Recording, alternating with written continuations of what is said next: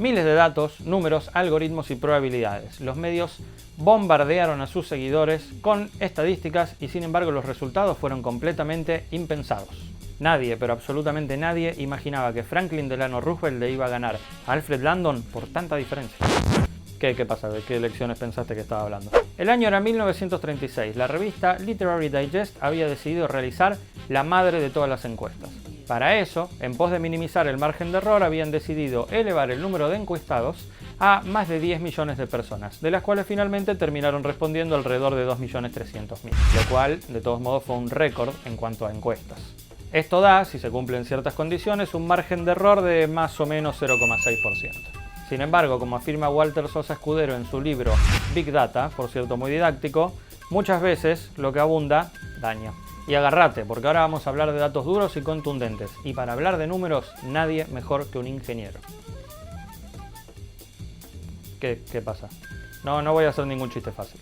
A los efectos de distinguir entre dos candidatos, la reducción del margen de error no guarda relación lineal con el tamaño de la muestra. Por ejemplo, cuando pasamos de 1000 a 2000 encuestados, estamos duplicando el tamaño de la muestra.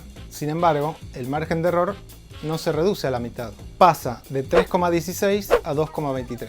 Una encuesta moderna, como las que abundaron estas últimas semanas, suelen llevarse a cabo con tan solo 1000 observaciones. La fórmula matemática detrás de esto es margen de error igual 100 sobre raíz de n. N es el número de encuestados. Por supuesto que hay condiciones bajo las cuales esto tiene sentido y metodologías científicas que deben respetarse. Pero lo que pasó en las últimas semanas en Argentina es que estuvo... Pará, déjame terminar con mi ejemplo de Roosevelt, que es muy divertido. El resultado de la encuesta de Literary Digest arrojó que el 57% de la gente iba a votar por Landon, lo cual hubiese sido una derrota terrible para Roosevelt. La cuestión es que el bueno de Franklin, más conocido como FDR, venía de tener un gran éxito más allá de su electorado demócrata con el célebre New Deal, que apuntaba a sacar de la recesión a su país a través de numerosas medidas de contención social y más derechos para los trabajadores.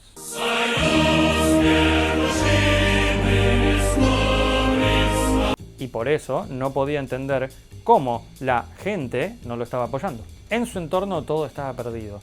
Y fue su esposa, Eleanor Roosevelt, incluso quien llegó a decir: la reelección de mi marido está en manos de los dioses.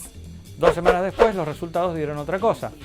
Fue Roosevelt quien ganó por más del 60%, mientras que Landon sacó un triste 36%.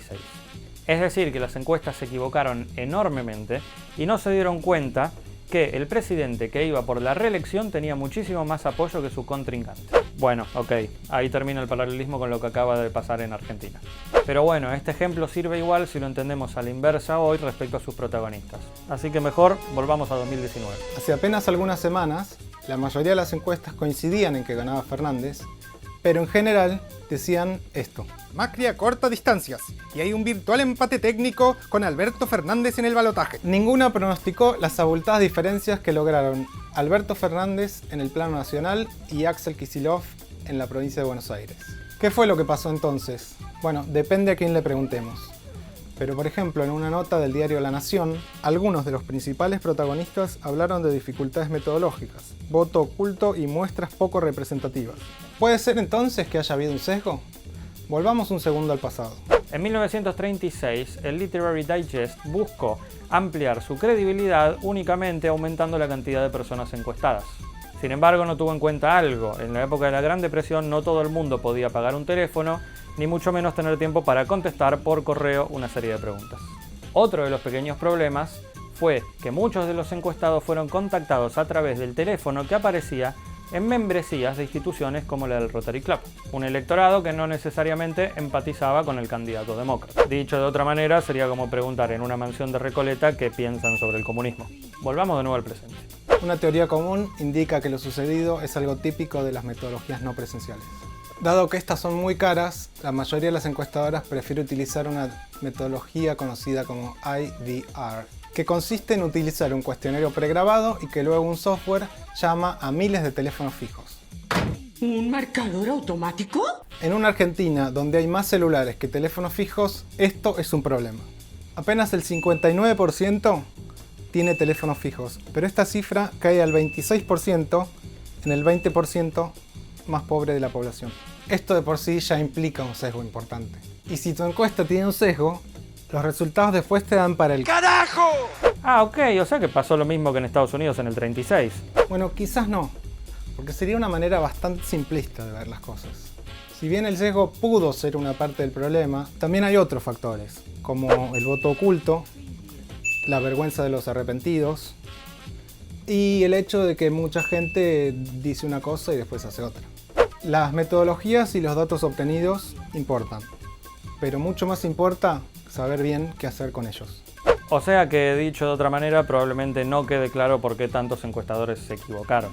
Pero lo que sí está clarísimo es que, al igual que lo que sucedió hace 80 años, ya es hora de que los encuestadores empiecen a revisar un poco qué es lo que están haciendo.